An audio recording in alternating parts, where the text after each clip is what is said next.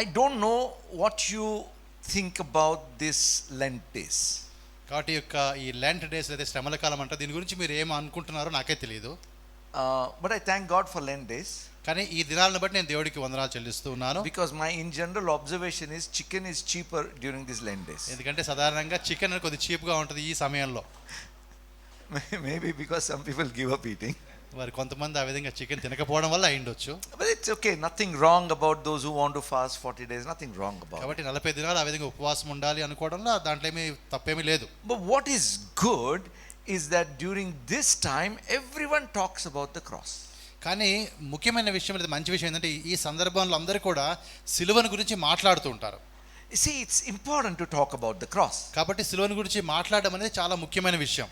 Because cross is not the power of God. కాబట్టి సిలువ అనేది దేవుని శక్తి కాదు.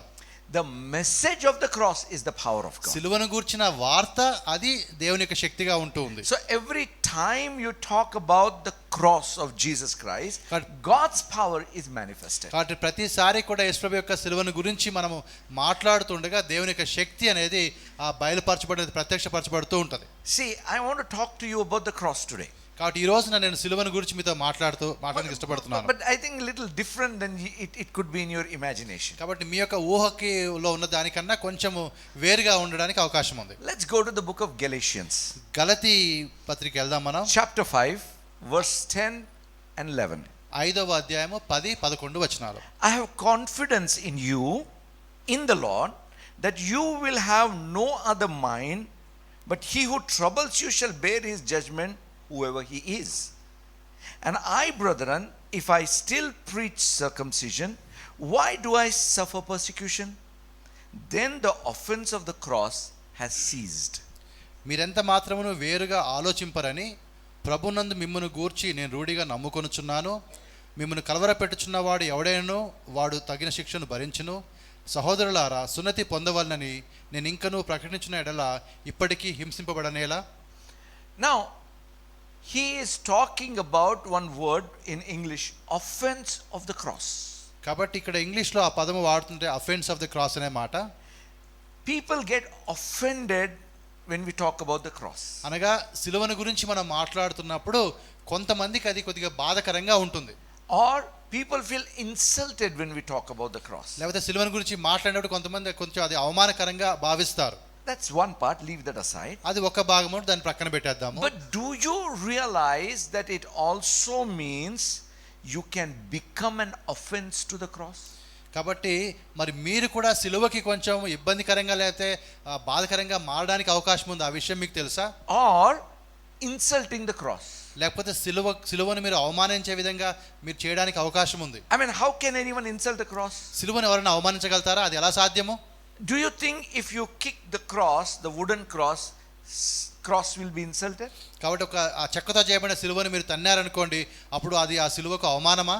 Or spit on the cross? లేకపోతే ఆ సిలువ మీద మీరు ఉమ్మేశారనుకోండి, అది ఒక అవమానమా? I'm not telling you should do that. అలా చేయమని నేను చెప్పడం లేదు మీకు. I mean, cross is a symbol for us that our Lord Jesus died on the cross. కాబట్టి సిలువ అనేది ఒక గుర్తుగా ఉంటుంది. మన ప్రభువైన వారు యేసు ప్రభువారు ఆ సిలువ మీద చనిపోయారు కాబట్టి. See, these things are not going to insult the cross. కాబట్టి ఇటువంటివి ఆ సిలువకు అవమానకరంగా ఉండవు. కానీ but there is a way you can do that. కానీ ఒక విధంగా నువ్వు చేయడానికి అవకాశం ఉంది. Who can do it? ఎవరు చేయగలుగుతారు? Let me tell you. ఎవరంటే చెప్తాను ఈ మాట. An unbeliever can never insult a cross. కాబట్టి ఒక అవిశ్వాసి అన్నడు కూడా సిలువను ఆయన అపహాస్యం చేయలేడు. Let me repeat once again. ఈ మాట మళ్ళీ చెప్తాను మీకు. An unbeliever can never insult a cross. కాబట్టి ఒక అవిశ్వాసి సిలువను ఎప్పుడు కూడా అవమానపరచలేడు. Bible in the book of Romans chapter 2 verse 24 says, మరి రోమా 2:24 దేవుని వాక్యం చెప్పే మాట ఏంటంటే, the name of the Lord is blasphemed amongst the Gentiles because of God's people. కాబట్టి దేవుని ప్రజలను బట్టి దేవుని యొక్క నామము అన్ని జనుల మధ్య అవమానపరచబడుతుందని చెప్పి రాయబడింది. So we can conclude that you and me have power to insult the cross. కాబట్టి దాన్ని బట్టి మనం ఏ ముగింపుకు రావచ్చు అంటే, నీకు నాకు సిలువను అవమానపరిచే శక్తి ఉన్నది అని. Or every believer has power to insult the cross. కాబట్టి ప్రతి విశ్వాసికి కూడా సిలువను అవమానపరిచే ఆ యొక్క సామర్థ్యం శక్తి ఉన్నది. Now do you think you can insult the cross by not believing? కాబట్టి మీకు తెలుసా ఆ విశ్వాసం ఉంచకపోవడం వల్ల కూడా సిలువను నువ్వు అవమానపరచొచ్చు? I'll tell you no. అది నేను కాదు అంటాను. Because if you don't believe in the cross, you don't have power to insult the cross. కాబట్టి సిలువ మీద నీకు నమ్మకమే లేనప్పుడు సిలువను అవమానించడానికి నీకు ఆ సామర్థ్యం ఉండదు. Those who believe in the cross are the ones who insult the cross. కాబట్టి ఎవరికైతే సిలువ మీద విశ్వాసం ఉంటుందో వారు మాత్రమే సిలువ మీద అపవాసం చేయడానికి లేదా అవమానపరచడానికి శక్తి కలిగిన వారుగా ఉన్నారు. It is very important, my brothers and sisters. కాబట్టి సహోదరి సహోదరులు ఈ మాట గ్రహించడం చాలా ముఖ్యం.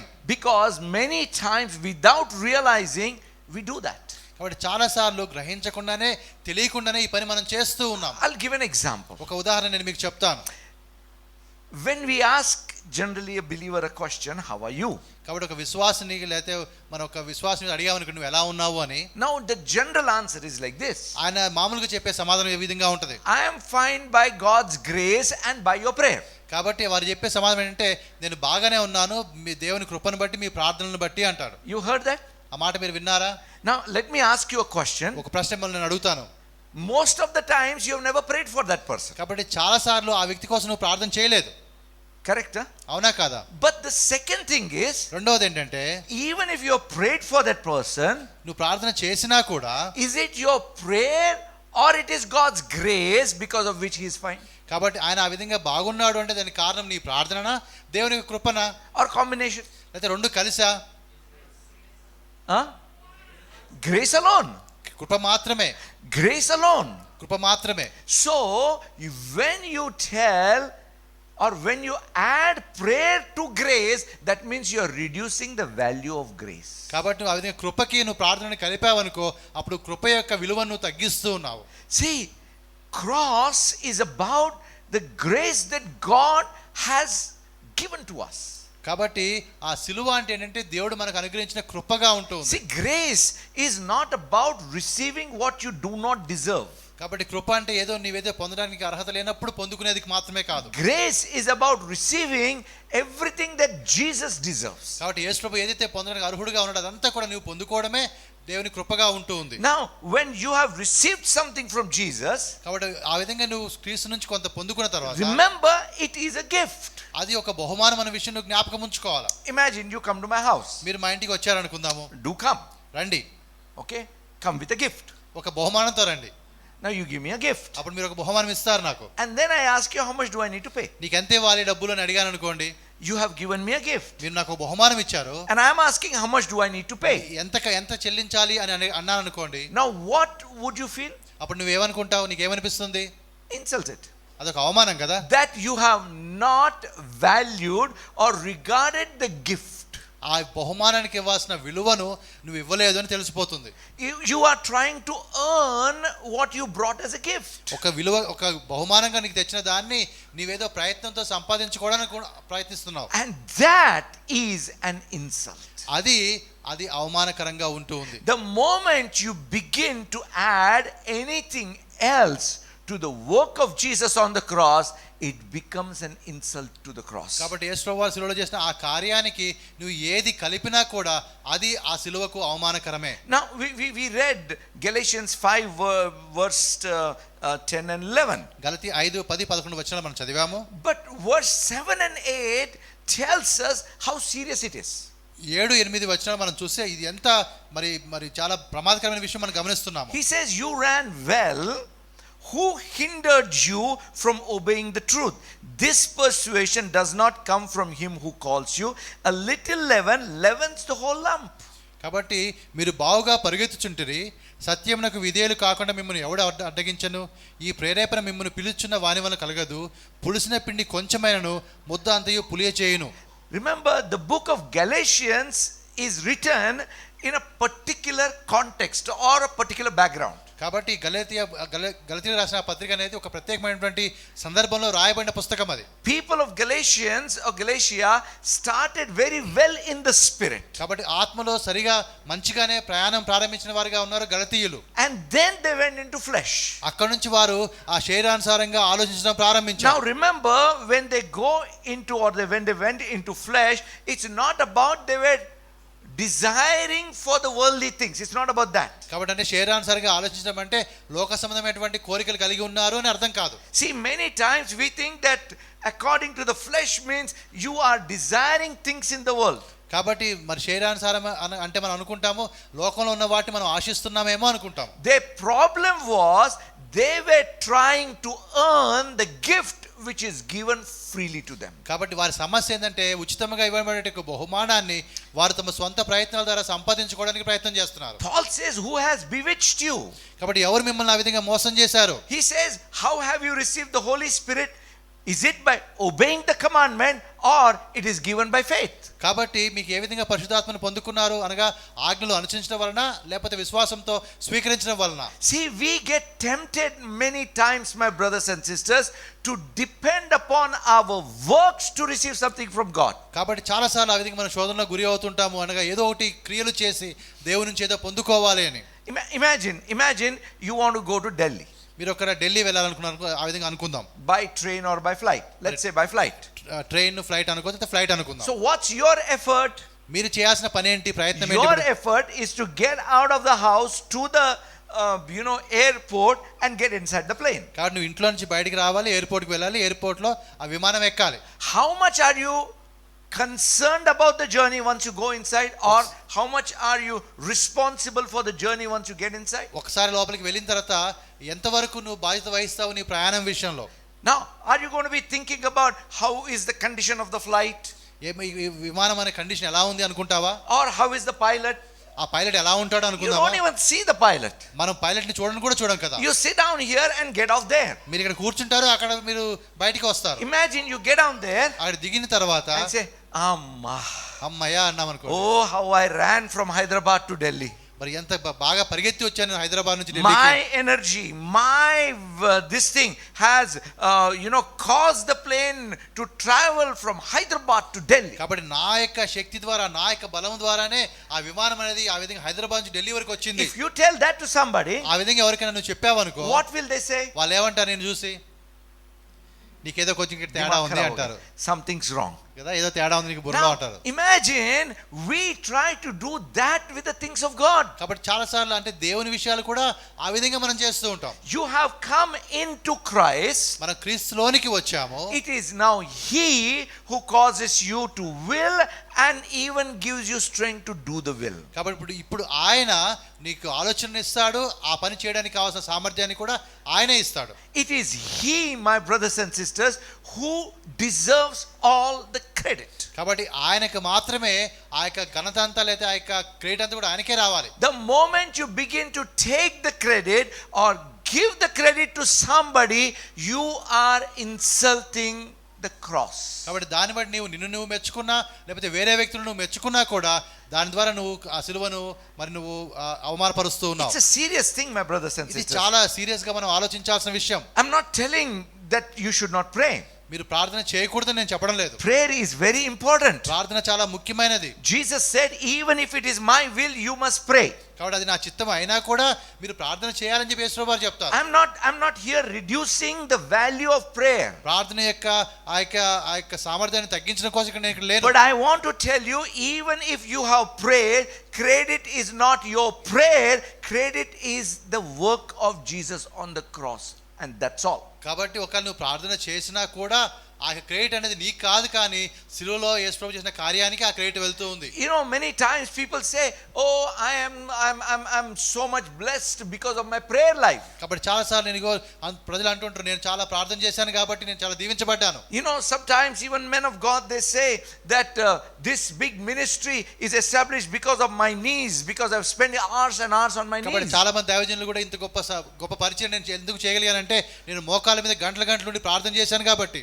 You must spend hours and hours on the knees. It's a good thing. కాబట్టి మోకాళ్ళ మీద ఉండి గంటలు ప్రార్థన చేయడం మంచిదే. But it is not your prayer that has established it. It is the grace of God that has established. కాబట్టి ఆ విధంగా పరిచయం అంత గొప్పగా స్థాపించబడిందంటే దానికి కారణము నీ ప్రార్థన కాదు, కానీ దేవుని కృపగా ఉంటూ ఉంది. You and me must realize this very important thing, my brothers and sisters. ఈ ప్రాముఖ్యమైన విషయాన్ని నీవు నేను గ్రహించాలి. Because many times people suffer and struggle unnecessarily because they have not understood the grace. కాబట్టి కృపను సరిగా అర్థం చేసుకోవడం చాలా వరకు చాలా మంది చాలాసార్లు అనవసరంగా బాధపడ్డారు, శ్రమ పడ్డారు.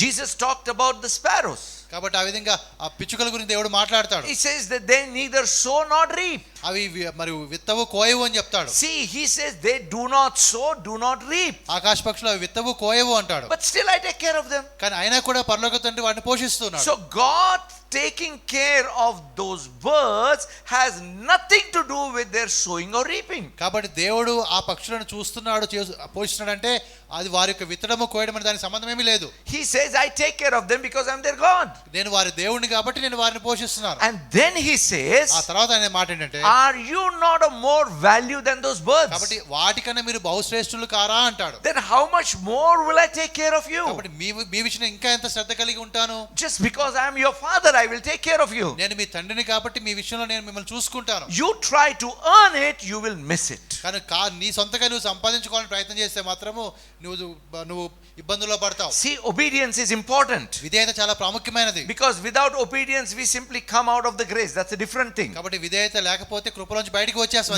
We are resisting the grace. ఎందుకంటే కృపకి మనం అడ్డు చెప్తున్నాం కాబట్టి. But what I'm telling is, కానీ ఇక్కడ చెప్పే మాట ఏంటంటే, never give credit to your obedience, your prayer, your giving, your generosity, nothing. కాబట్టి ఎప్పుడు కూడా నీ యొక్క విధేయత కావచ్చు, నీ ప్రార్థన కావచ్చు, నీ ఇవ్వడం కావచ్చు, వీటన్నిటికి కూడా నువ్వు ఆ విధంగా క్రెడిట్ ఇవ్వద్దు. You must give credit to only one person, that is our Lord Jesus Christ. నీ ఒక్కరికి మాత్రమే నువ్వు ఆ ఘనత లేదా మెచ్చుకోలు ఎవరంటే ఆయన మన ప్రభువైన యేసుక్రీస్తు మాత్రమే. You know what Paul actually says? అక్కడ పౌలు చెప్పే మాట ఏంటో తెలుసా అసలు మీకు ఇక్కడ? If you think you can earn from God because of your works, you are making the power of cross empty. కాబట్టి ఆ విధంగా నీ క్రియల వల్ల నువ్వు ఆ విధంగా దాన్ని సంపాదించుకోవాలని నువ్వు అనుకుని కృపను పొందుకోగలను అనుకుంటే నువ్వు యొక్క సిలువకు విలువ లేకుండా చేస్తున్నావు. You have fallen from grace, he says. అప్పుడు నువ్వు కృపలోంచి పడిపోయిన వాడిగా ఉన్నావు. You see, grace itself, it says that you do not claim anything because of your goodness or your virtue. కాబట్టి కృప అంటే అర్థం ఏంటంటే నువ్వు ఏది కూడా నీ మంచి ప్రవర్తన వల్ల కానీ మంచి క్రియల వల్ల కానీ నువ్వు పొందుకోలేవు అన్నదే కృప. That's what when it Bible says your righteousness is like filthy rags before God. కాబట్టి దేవుని ఎదుట నీ యొక్క నీతి కార్యాలు మురికి గుడ్డల్లాగా ఉన్నాయి.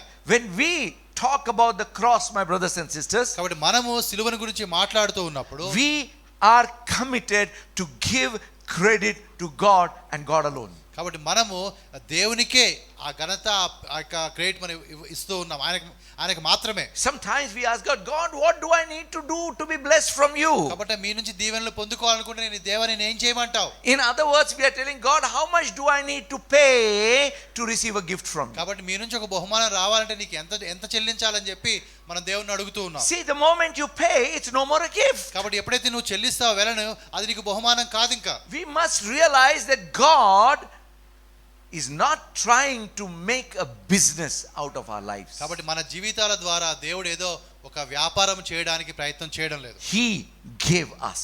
ఆయనే ఇచ్చినవాడుగా ఉన్నాడు. God so loved the world that he gave. మరి దేవుడు లోకాన్ని ఎంతో ప్రేమించాడు, ఆయన అనుగ్రహించాడు. Jesus loved us so much that he gave himself on the cross. మరి యేసు ప్రభువు మనల్ని ఎంతగానో ప్రేమించాడు కాబట్టి తనను తాను సిలువకు ఆయన అప్పగించుకున్నాడు. I am here to tell you about honoring the cross, my brothers and కాబట్టి ఇక్కడ sisters. సిలువను మనం ఏ విధంగా మరి గౌరవించాలో గణపరచాలో చెప్పడానికి ఇక్కడ ఉన్నాను.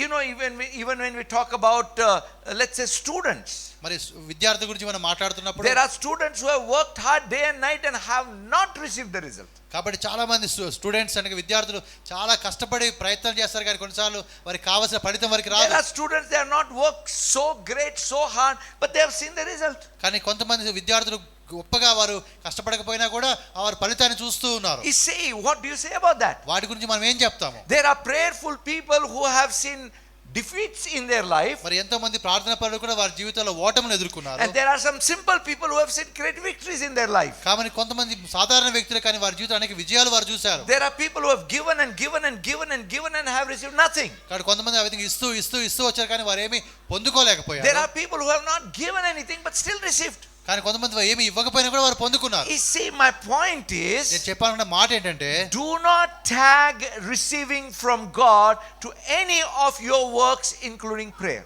కాబట్టి దేవుడి నుంచి నువ్వు ఏదైనా పొందుకోవడానికి నీవు చేసే ఏ పనిని కూడా లేదా నీ ప్రార్థన జీవితాన్ని కూడా నువ్వు కలపొద్దు. Bible says you are saved by grace through faith. కాబట్టి విశ్వాసం ద్వారా కృప వల్ల మనం రక్షించబడి ఉన్నాం. That means you have believed in Jesus Christ. అనగా యేసు ప్రభునందు నువ్వు విశ్వాసం ఉంచావు. And you have entered the plane. అప్పుడు నువ్వు ఆ విమానంలో కాలు Now పెట్టావు. plane will take you where it is going. అది ఎక్కడికి వెళ్తుందో అక్కడికి విమానం తీసుకుని వెళ్తుంది. That's what Jesus says, where I go you don't know. కాబట్టి నేను ఎక్కడికి వెళ్తున్నానో మీకు తెలియదు. But I go ahead and prepare. కానీ నేను ముందు వెళ్ళి సిద్ధం చేస్తాను స్థలాన్ని. Now if you want to go there and earn what he has prepared, you are insulting him. కాబట్టి నువ్వు అక్కడికి వెళ్ళి నువ్వు దాన్ని నీ సొంత ప్రయత్నం సంపాదించుకోవాలనుకుంటే నువ్వు నన్ను అవమానపరుస్తున్నావు. I mean, I have heard some really strange things from people. కొంతమంది వారిని చాలా చాలా వింతైన విషయాలు విన్నాను. I remember someone was raising money, some funds for their ministry. వారి సేవ కోసం కొంతమంది డబ్బులు ఆ విధంగా వారు సమకూరుస్తూ ఉన్నారు. And he was telling, you give 1 lakh over here,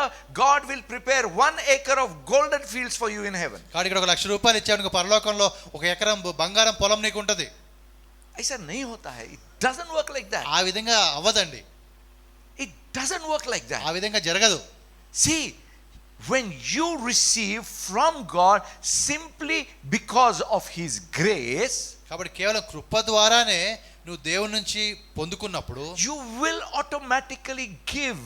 అప్పుడు నీవుగానే దేవునికి ఇవ్వాల్సి వచ్చిన నువ్వు ఇస్తావు. I was talking to Pastor Sinha once. ఒకసారి పాస్టర్ సిన్హా గారితో నేను మాట్లాడుతూ ఉన్నాను. And I asked him, why don't you talk about giving in the church? మరి సంఘంలో ఎందుకు నువ్వు ఆ విధంగా ఇవ్వడం గురించి నువ్వు మాట్లాడడం లేదు? And he asked me, who taught you? నీకెవరు ఈ విధంగా నేర్పించారు అని. I said, nobody. నాకు ఎవరు నేర్పించలేదు. He says, that's how I want people to give. ఆ విధంగానే ప్రజలు కూడా ఇవ్వాలి. Are you getting my point? నా మాట మీకు అర్థమవుతుందా? Not because you are told to give, not because you are taught to give, but because it flows from inside of you. కాబట్టి ఎవరో చెప్పారనో ఎవరో నేర్పించారనో కాదు, కానీ అది నీ హృదయంలో నుంచి వచ్చింది కాబట్టే నువ్వు దేవునికి ఇవ్వడం మొదలు పెడతావు. You see, there is one question that I always ask. ఒక ప్రశ్న ఎప్పుడు నేను అడుగుతూ ఉంటాను. Have you ever tried to love? మీరు ఎప్పుడైనా ప్రేమించడానికి ప్రయత్నం చేశారా? You know, love maybe your neighbor, love your enemy, love, you know, some random person. కాబట్టి ఆ విధంగా మీ శత్రువు కావచ్చు, లేదా మీ యొక్క మీ చుట్టూ ఉండేవారు కావచ్చు, ఎవరైనా కావచ్చు, ప్రయత్నం చేయండి. Have you tried? ప్రయత్నం చేశారా ఆ విధంగా ఎప్పుడైనా? Yes. శత్రువుని ప్రేమించడానికి ప్రయత్నం చేశారా? Have you succeeded? కాబట్టి ఆ విధంగా ప్రేమించడంలో మీరు మరి ముందుకు వెళ్ళగలిగారా? అభివృద్ధిని సాధించారా? It's not possible. అది సాధ్యం కాదు మీకు. The moment you try to love, you have already failed. ఎప్పుడైతే నువ్వు ఆ విధంగా ప్రయత్నం చేస్తావో నువ్వు ఓడిపోయినట్టే లెక్క. Let me repeat. మళ్ళీ చెప్తున్నాను. The moment you try to love, you have already failed. నువ్వు ఎప్పుడైతే ఆ విధంగా నీ సొంతగా ప్రయత్నం చేస్తావో అప్పుడు నువ్వు ఓడిపోయినట్టు లెక్క. You may do acts of love. Acts.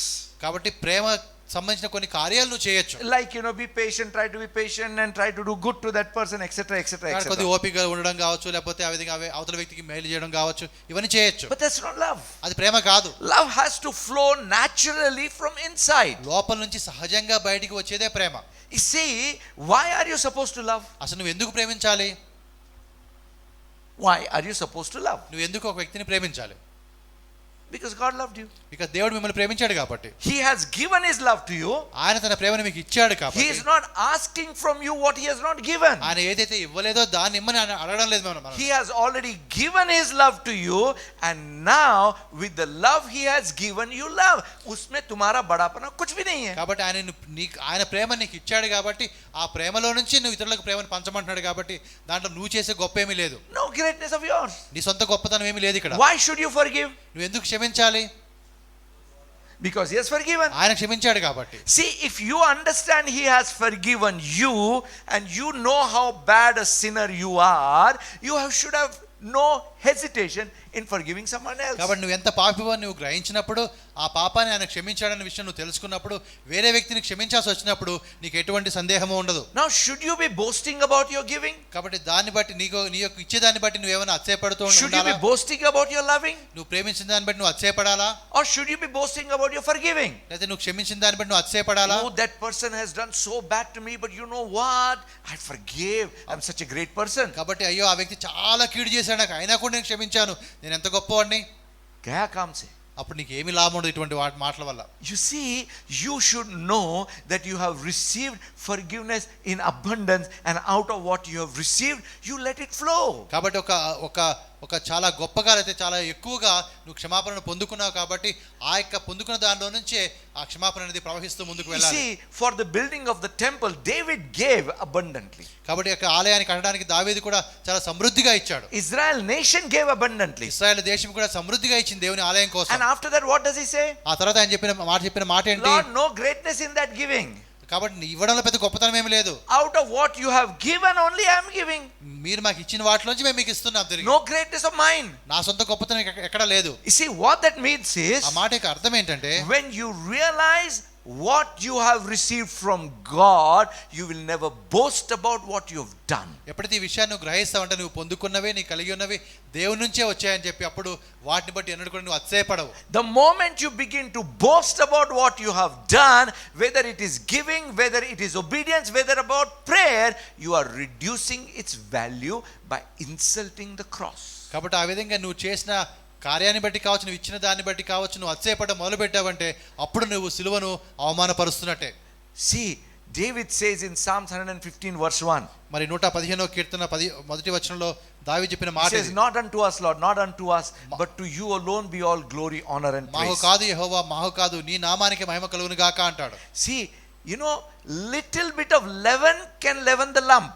కాబట్టి కొంచెము పులిసిన పిండి కూడా ముద్దంతా కూడా పులిసిపోయే విధంగా That చేస్తుంది. means a little bit of credit if you try to take, you are nullifying the value of what God has done in your life. కాబట్టి కొంచెము కూడా మరి నీ వల్ల అని నువ్వు చెప్పుకోవడానికి నువ్వు ప్రయత్నం చేస్తే ఆ దేవుని యొక్క కార్యాన్ని అవమానపరుస్తున్నట్టే. See, Bible tells in the book of 1 Corinthians 1st chapter verse 27 onwards. మరి మొదటి కొరింథీ మొదటి అధ్యాయం 27వ వచనం దేవుని వాక్యం చెప్పే మాట He ఏంటంటే, says, look at your calling. మీ యొక్క పిలుపుని మీరు చూడండి. God has not picked up many big, many great, many wise, many rich people. కాబట్టి దేవుడు గొప్పవారిని, ధనము గలవారిని, విద్యావంతుని దేవుడు పిలవలేదు. God has picked up the poor, those who are nothing, and the weak people. కాబట్టి దేవుడు చాలా పేదవారిని అయితే బలహీనులను దాన్ని ఎంచుకున్నాడు. Why? ఎందుకు? What is the purpose of God picking up people who are nothing? కాబట్టి ఎందుకు ఆ విధంగా దేవుడు ఆ ఏమీ లేని వారిని ఆయన ఎంచుకున్నాడు? Any answers? You see in the next verse, verse 29. 29 మొదటి కొరింథీ మొదటి అధ్యాయం 29లో He says, 1:29. He says that no flesh should glory in his presence. కాబట్టి ఆయన సన్నిధిలో ఏ శరీరం కూడా అతిశయపడకుండానట్లుగా. That means nobody should take credit. కనుక ఏ శరీరం దేవుని ఎదుట అతిశయింపబడకూడదని ఎవరు కూడా ఆ పనికి వారు క్రెడిట్ తీసుకోకూడదు. Nobody should say, I have done so much, that's why there is success in my life. కాబట్టి ఇదిగో నేను చాలా చేశాను కాబట్టి నా జీవితంలో ఆ విధంగా నేను సక్సెస్ సాధించాను అని ఎవరు కూడా చెప్పుకోకూడదు. I am not telling you that you have to just sit at home and do nothing. కాబట్టి ఏదో ఇంట్లోనే కూర్చోండి, ఏ పని చేయకండి అని నేను మీకు చెప్పడం లేదు. Bible tells that every man should be busy with the works that God has given. దేవుడు ఇచ్చినటువంటి పనులతో ప్రతి వ్యక్తి కూడా ఆయన బిజీగా ఉండాలి, ఆ పని చేస్తూ ఉండాలి. Bible talks about being diligent worker. కాబట్టి ఒక మంచి పనివాడిగా మనం ఉండాలని వాక్యం Bible చెప్తుంది. talks about hard work. కష్టపడి పనిచేసే వారంగా మనం But ఉండాలి. even after doing everything, when you have success, అవన్నీ చేసిన తర్వాత నువ్వు ఆ విధంగా అభివృద్ధిని లేకపోతే సక్సెస్ ని పొందుకున్న తర్వాత Jesus teaches us that we should say, I am just an unworthy servant. కాబట్టి ప్రభువారు చెప్పే మాట ఏంటంటే మనకి నేను కేవలం ఒక అల్పమైనటువంటి ఒక సేవకుడిని మాత్రమే.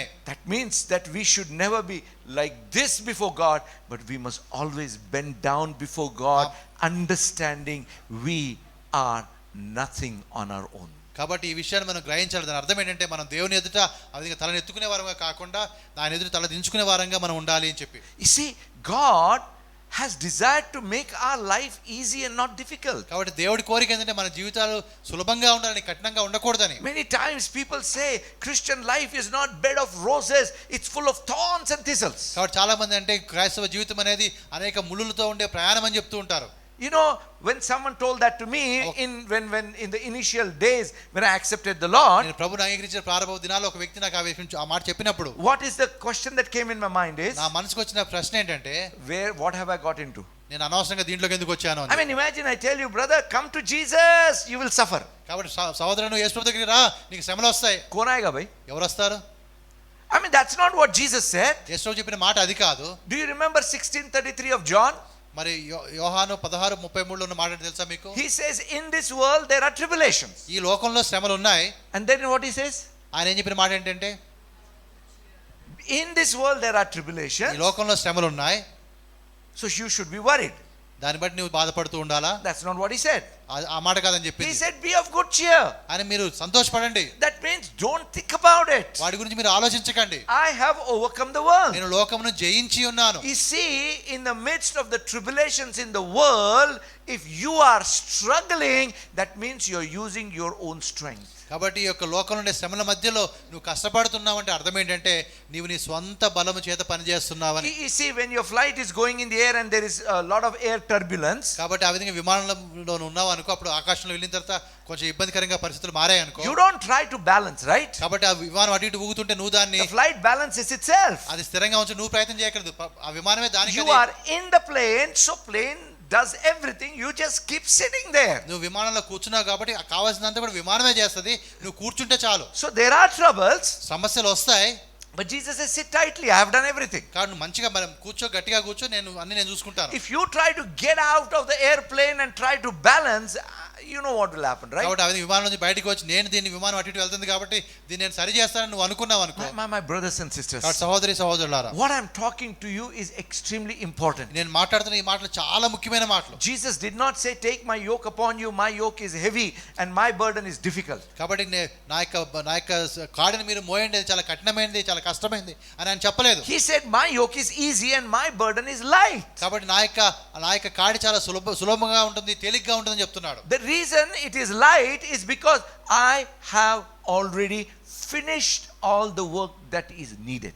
కాబట్టి నేను చేయాల్సిన పని అంతా కూడా నేను ముందుగానే పూర్తి చేశాను కాబట్టి నా కాడి నువ్వు మోస్తున్నప్పుడు అది నీకు తేలిగ్గా ఉంటుంది. If you are thinking and I will do this much to get a blessing from God, or I need to do that much to get a blessing from God, then you are deceived, my brothers and sisters. కాబట్టి నేను ఇది చేస్తే దేవుడి నుంచి నాకు దీవెన వస్తుందని నువ్వు అనుకుంటే నీవు ఆ విధంగా నిన్ను మోసం చేసుకుంటున్నావు. I want to tell you one thing. ఈ మాట మీకు చెప్తున్నాను మరి ఒకసారి. The moment you begin to think I have to do something to receive from God, you have already insulted the cross. కాబట్టి ఎప్పుడైతే ఏదో ఒకటి నేను చేసి ఆ దీవెన పొందుకోవాలని నువ్వు అనుకున్నావంటే అర్థం ఏంటంటే నువ్వు సిలువను అవమానపరిచినట్టే. Bible tells us Jesus became a curse for us on the cross so that we might be redeemed from the curse and receive the blessing of Abraham. కాబట్టి శాపం ఆయన శిలువ మీద ఒక శాపగ్రస్తుడిగా మారాడు కాబట్టి మనం శాపం నుంచి బయటికి వస్తాము, ఆశీర్వాదాన్ని పొందుకుంటామని వాక్యం చెప్తుంది. Don't miss out on this truth, my brothers and sisters. ఈ సత్యాన్ని మీరు పోగొట్టుకోకండి. You know, during this time when everybody is talking about the cross, everybody talks about what Jesus did on the cross. ప్రతి ఒక్కరు కూడా ఈ యొక్క సమయంలో ఈ సందర్భంలో యేసు ప్రభువు శిలువలో చేసిన కార్యాన్ని గురించి ఆలోచిస్తూ ఉండగా, but at the same time when you add I need to do this to receive, then you are mistaken. కాబట్టి దాంతో పాటు నేను కూడా ఏదైనా నా సొంతంగా ఏదైనా చేయాలా అని అనుకున్నావు అనుకో, అప్పుడు నువ్వు పొరపడ్డట్టే. Bible tells that put your hope fully on the grace of God. దేవుని కృప మీదనే పూర్తిగా మీ నిరీక్షణ లేదా మీ నమ్మకాన్ని పెట్టుకోండి. See, that's why message of the cross is foolishness అందువల్ల to some people. కొంతమందికి సిలువను గురించిన వార్త అది మూర్ఖంగా అనిపిస్తుంది. You see, for the people of Jews it was foolishness. కాబట్టి యూదులకైతే అది ఆ విధంగా అది ఒక తెలివి లేని కార్యంగా కనబడుతుంది. They tried to be righteous but failed to be righteous. వారు నీతిమంతులుగా మారడానికి ప్రయత్నం చేశారు కానీ వారు దాంట్లో ఓడిపోతూనే ఉన్నారు. And there comes the gospel. ఆ తర్వాత సువార్త వారికి వచ్చింది. You don't need to do all that thing to be righteous. నువ్వు నీతిమంతులుగా మారడానికి అవన్నీ చేయాల్సిన అవసరం లేదు. You just need to believe in Jesus. నువ్వు కేవలం యేసు ప్రభువునందు విశ్వాసం ఉంచితే చాలు. But then there came some people. అదొక కొంతమంది వచ్చారు. You just need to believe in Jesus. నువ్వు యేసు ప్రభువునందు విశ్వాసం ఉంచాలి. But you also need to be circumcised. అయినా కూడా నువ్వు దాంతో పాటు సున్నతి కూడా తీసుకోవాలి. See, what are they doing? వాళ్ళు ఏం చెప్తున్నారు? They are insulting the cross. వారు సిలువను అవమానపరుస్తున్నారు. See, cross is there, everything is true, but you have to do this. కాబట్టి సిలువ ఉన్నది, అదంతా కూడా నిజమే, కానీ దాంతో పాటు ఇది కూడా నువ్వు చేయాలి. Not at all, my brothers and sisters. అలా చేయాల్సిన అవసరమే లేదు. When you come to cross, it is the cross alone. It is the grace of God alone. It is the price Jesus paid on the cross alone, nothing else. కాబట్టి సిలువ దగ్గరికి నువ్వు వచ్చినప్పుడు అది సిలువ మాత్రమే, కృప మాత్రమే, ఆయన చెల్లించిన వెల మాత్రమే, నువ్వు చేయాల్సినంటూ ఏమీ లేదు. I want to tell you, ఈ మాట మీకు చెప్తూ ఉన్నాను. you need to relax in the Lord. దేవునిలో నువ్వు ఆ విధంగా ప్రశాంతంగా ఉండిపోవడమే. You know, when we talk about this, ఈ మాట గురించి మనం మాట్లాడుతున్నప్పుడు people, they wonder how is it possible. ఇది ఎలా సాధ్యమైన ప్రజలు అడుగుతారు. I know that if I put water will boil if I put fire under put it in the vessel and put fire under it. కాబట్టి నీళ్ళని నేను ఆ విధంగా వేడి చేసినప్పుడు మంట పెట్టినప్పుడు ఆ నీళ్లు వేడవుతాయి. That is what I know. అది నాకు తెలుసు. And imagine Jesus comes and tells you don't need to do that, you just take my name and it will become hot. కాబట్టి ఆ విధంగా కాకుండా యేసుప్రభువు వారు వచ్చి అలా కాదు, నువ్వు కేవలం నా పేరు తీసుకో చాలు నీళ్లు వేడైపోతాయంటే. I want you to think about the wedding at Cana. కాబట్టి కానా వివాహాన్ని గురించి ఒకసారి ఆలోచించండి. I mean, did these people do anything great for that water to be changed to wine? కాబట్టి ఆ నీరు ఆ విధంగా ద్రాక్షరసంగా మారడానికి ఈ ప్రజలు వారు చేసిన కార్యం ఏదైనా ఉందా? Nothing. వాళ్ళు ఏమీ చేయలేదు. Jesus said do this, they did it, khatam, done. ఇగో ఈ పని మీరు చేయండి అన్నాడు, వారు చేశారు, అయిపోయింది. If those servants had not done, కాబట్టి ఆ సేవకులు అది చేయనప్పుడు what would have happened? ఏం జరిగి ఉండేది? If the servants had not obeyed Jesus, what would have happened? ఆ సేవకులు ఎవరైతే ఉన్నారో వారు ఆ రోజున యేసుప్రభు మాట వినకపోతే ఏమై ఉండేది? Water will remain water. నీరుగానే ఉండిపోతుంది. That's what we think, water will remain water. But what I realized, Jesus would have called other servants. కాబట్టి మనం అనుకుంటా నీరుగా ఉండిపోద్దామని, కానీ వీరు మాట వినకపోతే దేవుడు మాట వినే వాళ్ళని పిలిపించుకుంటాడు. Hallelujah. Hallelujah. What God wants to do, nobody can stop. ఎందుకంటే దేవుడు ఏదైనా చేయాలనుకుంటే ఎవరు ఆపలేరు దాన్ని. You don't think that you are a big help to God. కాబట్టి ఏదో దేవుడికి నువ్వు చాలా గొప్ప సాయం అని నువ్వు అనుకోవద్దు. Don't think about that. ఆ విధంగా నువ్వు ఆలోచించుకోవద్దు. My brothers and sisters, God is almighty. మరి సహోదరి మన దేవుడు సర్వశక్తిగల దేవుడు. When he created the heavens and earth, there was no one to help him, right? కాబట్టి ఆయన సర్వలోకాన్ని సృష్టించినప్పుడు ఆయనకి ఎవరు సాయం చేశారు? Now how can you begin to think I will help God for his will to be done? కాబట్టి ఆయన చిత్తం నెరవేర్చబడడానికి నా సాయం నేను చేస్తానని నువ్వు ఎలా అంటావు? If when we try to do that, we are insulting the cross. అలా నువ్వు చేయడానికి ప్రయత్నం చేస్తే నువ్వు సిలువను అవమానపరుస్తున్నావు. My brothers and sisters, సహోదరులారా, you must know that God never fails. కాబట్టి ఈ విషయాన్ని నువ్వు తెలుసుకుంటే దేవుడు ఎన్నడూ కూడా ఆయన విఫలం కాడదే ఓడిపోడు. Don't try to be justified by the law, or don't try to receive something from God by doing something. కాబట్టి ఏదో చేసి దేవుడి నుంచి ఏదో పొందుకోవాలని చెప్పి ప్రయత్నం చేయకండి. You remember one Pharisee went in prayer. ఒక పరిసయ్యుడు ప్రార్థన కోసం వెళ్ళాడు. మీకు జ్ఞాపకం ఉందా? God, I am such a good man. నేను చాలా మంచివాడిని ప్రభువా. I have done so much. I have given tithes, I have prayed, I have done this, I have done that. నేను చాలా విషయాలు చేశాను, ప్రార్థన చేశాను, దశమభాగం ఇచ్చాను, అన్ని చేశాను నేను. What God says? దేవుడు చెప్పిన మాట ఏంటి? ये तुम्हारा पूरा तुम्हारे पास रख लो, मेरे को रखो. నువ్వేం చేసావు అవన్నీ నీకే ఉంచుకో, నాకేం అక్కర్లేదు అవన్నీ. And the other person comes. రెండో వ్యక్తి వస్తున్నాడు. Lord, I am such a sinner. అయ్యా నేను ఇంత పాపిని, I have no worth. నాకు అసలు విలువే లేదు. Jesus says come. అప్పుడు యేసుప్రభు నువ్వు రా అన్నాడు. Always remember this. ఈ మాట ఎప్పుడు మీరు జ్ఞాపకం The ఉంచుకోండి. moment you begin to tell, Lord, I have been fasting for 10 days, I have been praying for 25 hours a day, I have been giving 120% of my income, God says tumhare paas rakh lo. కాబట్టి నేను బాగా ప్రార్థన చేస్తున్నాను, లేకపోతే ఈ విధంగా నా ఆదాయంలో 120% దేవునికి ఇస్తానని చెప్పి ఇవన్నీ చెప్పినా కూడా దేవుడు అంటాడు అవన్నీ నీ దగ్గర పెట్టుకో అంటాడు. See, my brothers and sisters, సహోదరులారా, out of what God has given only we can give. There is no greatness in that. కాబట్టి మనకు దేవుడు ఇచ్చిన వాటిలో నుంచే మనం ఇచ్చాం కాబట్టి మన గొప్పతనం అంటే ఏమీ లేదు ఇక్కడ. You must realize that his grace is sufficient. కాబట్టి మనం తెలుసుకోవాల్సిన విషయం ఏంటంటే ఆయన కృప మనకి సరిపోతుంది. Hallelujah. Hallelujah. That means you do not need to add anything to his grace. ఆ కృపకు నువ్వు ఏది కూడా కలపాల్సిన అవసరం లేదు. You do not need to add anything to the work of Jesus on the cross. యేసు ప్రభు శిలువలో చేసిన ఆ కార్యానికి నీ సొంతంగా నువ్వు ఏది కలపాల్సిన అవసరం నీకు లేదు. It is sufficient. అది సంపూర్ణంగా సరిపోయే విధంగా ఉంది. It is ఉంది. sufficient to touch every single part of our lives. మన జీవితంలో ప్రతి భాగాన్ని కూడా తాకడానికి అది సరిపోయే విధంగా ఉంది. It is complete. అది సంపూర్ణం చేయబడిన కార్యం అది. What you need is simply belief. నువ్వు చేయాల్సినంత కేవలం విశ్వాసం ఉంచడం వల్లే. My brothers and sisters, సహోదరులారా, you see, remember one thing. ఒక మాట మీరు జ్ఞాపకం ఉంచుకోండి. Keep this in your mind. ఈ మాట ఎప్పుడు మీ మనసులో ఉంచుకోండి. In this world, ఈ లోకంలో we are the children of God, right? మనం దేవుని యొక్క బిడ్డలముగా ఉన్నాం. Who has taken our responsibility? మన బాధ్యత ఎవరి మీద ఉన్నది ఇప్పుడు? Him. తండ్రి మీద. Who has the responsibility to take care of our provisions? మనకు కావాల్సినన్ని కూడా సమకూర్చే బాధ్యత ఎవరి మీద ఉన్నది ఇప్పుడు? His. ఆయన మీద ఉన్నది. Now let me ask you a question. ఒక ప్రశ్న మిమ్మల్ని అడుగుతున్నాను. Does that mean you need to work for your provisions? అంటే దాని అర్థం నీ కోసం నీకు కావాల్సిన వాటి కోసం నువ్వు పని చేయాలనా? I'll tell you no. No, పని చేయాల్సిన అవసరం లేదు. You don't work for your provisions. నీకు కావాల్సిన ప్రొవిజన్స్ కోసం నువ్వు పని చేయాల్సిన అవసరం లేదు. You work because you are exercising the gift that God has given to you. దేవుడికి ఇచ్చినటువంటి ఆ గిఫ్ట్, ఆ వరం ఏదైతే ఉందో దాన్ని వాడుకోవడానికే నువ్వు పని చేస్తున్నావు. Provision is his responsibility. కానీ నీకు కావాల్సిన సమకూర్చేది ఆయన బాధ్యత. That's why he says, seek first the kingdom of God and his righteousness, and all the things shall be added unto you. అందును బట్టి ఆయన చెప్పే మాట ఏంటంటే మీరు దేవుని రాజ్యం నీతిని మొదట వెతకండి, అప్పుడు అవన్నీ కూడా మీకు అనుగ్రహింపబడతాయి. Don't do anything keeping your provisions in mind. కాబట్టి ఏది కూడా మీకు కావాల్సిన వాటిని మనసులో ఉంచుకొని చేయకండి. This is not just a philosophy.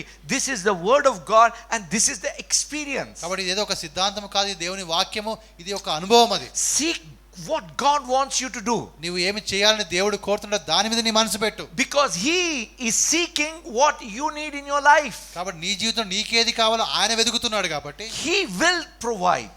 ఆయన సమకూరుస్తాడు తప్పకుండా. he has always provided. ఆయన ఎప్పుడు కూడా సమకూర్చిన వాడుగానే ఉన్నాడు. he will never fail. ఆయన ఎన్నడూ కూడా ఆ విషయంలో విఫలము కాడు. your father in heaven knows that you need these things. ఇవన్నీ నీకు కావాల్సినవన్నీ మీ పరలోకమున్న తండ్రికి తెలియను. when Jesus says it is finished, మరి యేసు వారు ఎప్పుడైతే సమాప్తమైనదని చెప్పాడు, he has finished the payment for everything that you needed in your life. నీ జీవితం నీకు కావాల్సిన వాటన్నిటికీ సరిపోయేంత ఆ యొక్క వెలను ఆయన చెల్లించేశాడు. now you don't try to pay again for what is already paid for. ఏదైతే ఆ ముందుగానే వెల చెల్లించబడిన దానికోసం మరి నువ్వు తిరిగి ఆ వెల చెల్లించడానికి ప్రయత్నం చేయొద్దు. that's what we many times try to do, and unnecessarily struggle in our life and experience unnecessary pain. కాబట్టి చాలాసార్లు ఈ విధంగా మనం ప్రయత్నం చేసి అనవసరంగా చాలా శ్రమలకి అనేక బాధలకి గురవుతూ ఉన్నాం.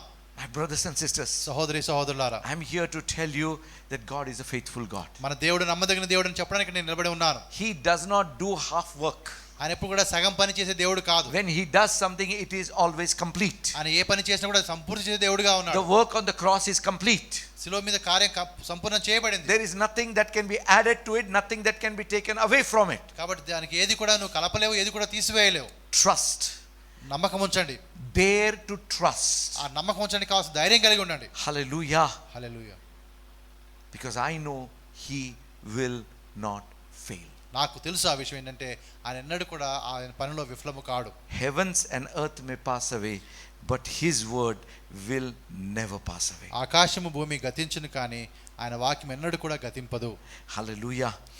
in Romans chapter 9 he says these words. మరి రోమా 9లో ఈ మాట చెప్తున్నాడు. what verse 30 to 33, what shall we say then, that Gentiles who did not pursue righteousness or did not work for righteousness have attained to righteousness, even the righteousness of faith? But Israel, pursuing the law of righteousness, means trying to be righteous, has not attained the law of righteousness. Why? because they did not seek it by faith, but as it were by the works of the law, for they stumbled at that stumbling stone. అట్లయితే మనం ఏమందుము, నీతిని వెంటాడని అన్ని జనులు నీతిని అనగా విశ్వాస మూలమే నీతిని పొందిరి. అయితే ఇశ్రాయేలు నీతి కారణమైన నియమమును వెంటాడినను ఆ నియమమును అందుకొనలేదు. వారు ఎందుకు అందుకొనలేదు? వారి విశ్వాసములుగా కాక క్రియల మూలముగా అన్నట్టు దాన్ని వెంటాడరి. See, they stumbled at that stumbling stone, that is, I need to do something to receive from God. వారు ఆ అడ్డు రాయి తగిలి తొట్టిల్లిరి. ఆ అడ్డు రాయి ఏంటంటే నేను కూడా ఏదో ఒకటి చేయాలి దేవుని నుంచి పొందుకోవాలంటే. The moment you begin to think I need to do this or I need to do that, you will stumble. కాబట్టి నేను ఇదన్నా చేయాలి అదన్నా చేయాలని అలా నువ్వు అనుకున్నట్లయితే అప్పుడు నువ్వు తొట్టిల్లిపోతావు. Please don't misunderstand me. నా మాటలను మీరు తప్పుగా అర్థం చేసుకోవద్దు. Prayer is necessary in our life. ప్రార్థన చాలా ముఖ్యం మన జీవితంలో. Obedience is necessary in our life. విధేయత కూడా మన జీవితంలో ముఖ్యమే. Humility is necessary in our life. తగ్గింపు గుణం మంచిది. Every obedience, all those things are necessary in our life. ఇవన్నీ కూడా అవసరమైనవే మన జీవితంలో. But if you think you need to do all these things to receive from God, those things become a stumbling block. కాబట్టి ఒకవేళ ఇవన్నీ కూడా నాకు ఉండాలి అప్పుడే నేను దేవుని చేతన పొందుకుంటా అనుకున్నప్పుడు అప్పుడు నీవు అది ఒక అడ్డురాయిగా మారి నువ్వు తొట్టుపడతావు. Law is good, law is not bad. ధర్మశాస్త్రం మంచిది, అది చెడు కాదు. But if you think it is by keeping the law, I need to keep the law to receive from God, the law becomes a stumbling block. కాబట్టి ఎప్పుడైతే ధర్మశాస్త్రాన్ని అనుసరిస్తేనే దేవుని నుంచి ఏదైనా నేను పొందుకుంటాను అన్నప్పుడు అది నీకు ఒక అడ్డురాయిగా మారుతుంది. I want you to think about every single area. ప్రతి జీవితంలో ప్రతి భాగాన్ని గురించి మీరు ఆలోచించండి. If you think, oh, only when I pray 10 hours a day I will receive from God, your prayer can become a stumbling block. కాబట్టి 10 గంటల రోజుకి ప్రార్థన చేస్తేనే దేవుని నుంచి ఏదైనా పొందుకుంటాను నువ్వు అనుకుంటే అది నీ ప్రార్థన కూడా నీకు ఒక అడ్డురాయి అవుతుంది. Or if you say that I need to obey 100% to receive from God. కాబట్టి దేవుని నుంచి నేను ఏదైనా పొందుకోవాలనుకుంటే 100కి 100 ఆయనకి విధేయత కలిగి ఉండాలి అనుకుంటే nobody can do that 100%. ఎవరు కూడా చేయలేరు ఆ విధంగా 100కి 100 But that trying to obey 100% can become a stumbling block for you. అటువంటి ప్రయత్నం చేయడం కూడా కొన్నిసార్లు నీకు అడ్డురాయి అవుతుంది. Simply put your hope in the grace of God. దేవుని కృప మీద కేవలం నువ్వు ఒక నమ్మకాన్ని పెట్టుకో. That's how we honor the cross. ఆ విధంగా మనం సిలువను ఘనపరుస్తాం. Hallelujah. Hallelujah. My brothers and sisters, సహోదరి సహోదరులారా, I want to invite you to honor the cross and not insult the cross. కాబట్టి సిలువను మీరు ఘనపరచాలని అవమానపరచకూడదని నేను మీకు ఒక ఆహ్వానాన్ని ఇస్తూ ఉన్నాను. And when you honor the cross, ఎప్పుడైతే సిలువను నువ్వు ఘనపరుస్తావో your life automatically be filled with victory, with joy, with health, with peace and every good thing. ఆ విధంగా నువ్వు చేసినప్పుడు నీ జీవితంలో విజయం కావచ్చు, ఆరోగ్యం కావచ్చు, అన్ని విషయాలు నీకు అన్ని మేలుకరంగా జరుగుతాయి. Father, we thank you for your grace in our lives. మా జీవితంలో మీ కృపను బట్టి తండ్రి మీకు వందనాలు చెల్లిస్తున్నాం. Help us to understand your ways. మీ యొక్క మార్గాలు అర్థం చేసుకోవడానికి మాకు సహాయం చేయండి. Help us to understand the cross. సిలువను కూడా అర్థం చేసుకోవడానికి మీరు సహాయం చేయండి. Help us to depend fully on your work on the cross. మీరు సిలువలో చేసిన కార్యం మీదనే సంపూర్ణంగా మేము ఆధారపడడానికి సహాయం చేయండి. Forgive us wherever we have offended or insulted the cross. మరి సిలువను ఎక్కడైతే మేము మరి అవమానం చేసామో లేకపోతే అగౌరవంగా చూసామో ఆ విషయాలను బట్టి మమ్మల్ని క్షమించండి. Help us to honor the cross. సిలువను ఘనపరిచే విధంగా గౌరవించే విధంగా మాకు సహాయం చేయండి. In Jesus' name we pray. యేసు నామములో ప్రార్థిస్తున్నాము. Amen. Amen. Hallelujah. Hallelujah. Let's worship the Lord with the tithes and offerings.